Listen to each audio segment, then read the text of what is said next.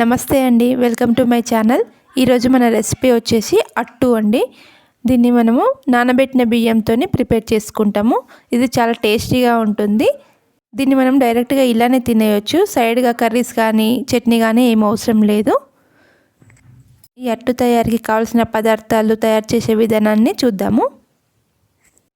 ముందుగా మనం బియ్యంని బాగా శుభ్రంగా కడిగి 4 గంటల పాటు నానబెట్టుకోవాలి. ఒక 2 ఆనియన్స్ని సన్నగా తరిగి పెట్టుకోవాలి. అలాగే ఒక 10-12 వెల్లుల్లి రెబ్బల్ని తీసుకోవాలి.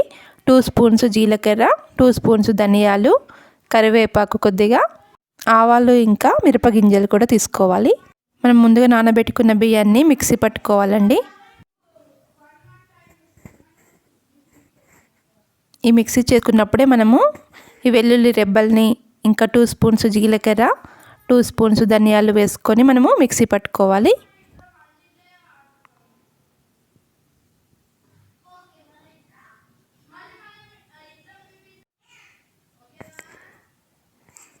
దోసపిండికి ఎలా పట్టుకుంటామో మనం ఆ విధంగా మనం ఇది మిక్సీ పట్టుకోవాలి.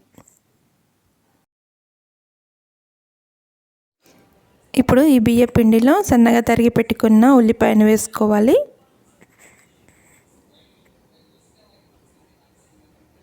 అలాగే సన్నగా తరిగిన కరివేపాకును వేసుకోవాలి. ఒక 2 నుండి 3 స్పూన్స్ వరకు మిర్చి పౌడర్ని వేసుకోవాలి. రుచికి సరిపడా ఉప్పు నేను ఇక్కడ ఒక 1.5 స్పూన్ వరకు వేసుకున్నాను.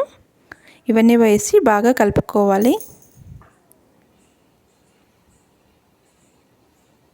దోసపిండి కన్సిస్టెన్సీ లాగా ఉండాలండి, దానికన్నా ఇంకొంచెం పల్చగానే ఉండాలి.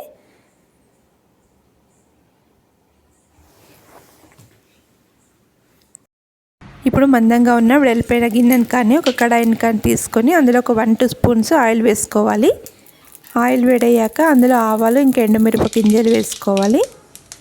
ఆవాలు ఎండుమిరపకాయ గింజలు వేయడం వలన మంచి టేస్ట్ వస్తుందండి అట్టుకి. ఆవాలు చిటపటలాడాక మనము ఇందులో పిండిని వేసుకోవాలి.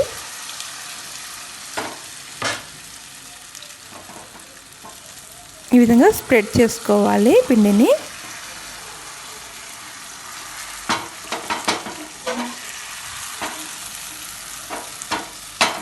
ఇప్పుడు మూత పెట్టుకొని ఒక 2-3 మినిట్స్ పాటు మగ్గనివ్వాలి.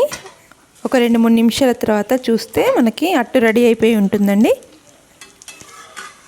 చూడండి, మనం ఇలా స్పూన్తో ఇలా అనగానే వచ్చేస్తుంది. చాలా టేస్టీగా ఉంటుందండి. మీరు కూడా తప్పకుండా ట్రై చేసి చూడండి. చాలా ఈజీగా ప్రిపేర్ చేసుకోవచ్చు. ఈవినింగ్ స్నాక్గా ఈ అట్టు చాలా బాగుంటుంది.